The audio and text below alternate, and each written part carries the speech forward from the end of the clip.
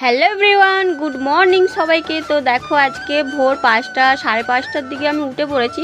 5:30টার অনেক আগেই আমি উঠে পড়েছি, কারণ আজকে আমি করব একটু পুজো, যেহেতু আজকে মঙ্গলবার আছে, তাই জন্য আজকে গঙ্গা পুজো করব ভাবছি। তাই জন্য দেখো ভোর ভোর উঠে পড়ে আমার বাসি কাজ সব কমপ্লিট হয়ে গেছে।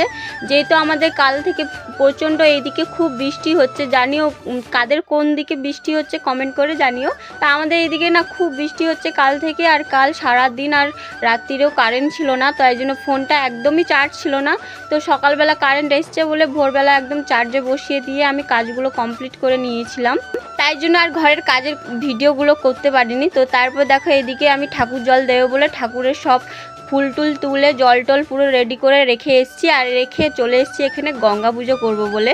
তো যারা যারা মা আছো, মানে বাচ্চা আছে তাদের, তো তোমরা এরকম গঙ্গা পুজো করো। তোমাদের যদি পাশে পুকুর টুকুর বা কিছু থাকলে তোমরা এরকম গঙ্গা পুজো করো, তাহলে তোমাদের জন্য অনেক অনেক ভালো।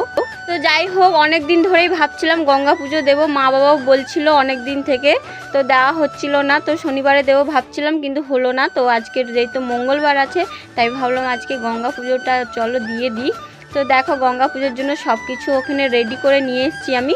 সিঁদুর, কলা, ফুল, তারপরে আতপ চাল, তারপরে নকুল দানা, মানে বাতাসা থাকলে বাতাসাও দিতে পারো, সব দিয়ে তারপরে ধূপ আর প্রদীপ জ্বালিয়ে মাকে পুজো করেছি। তো তার আগে এখানে আমি একটা ঠাকুর করে নিয়েছিলাম কাদা দিয়ে।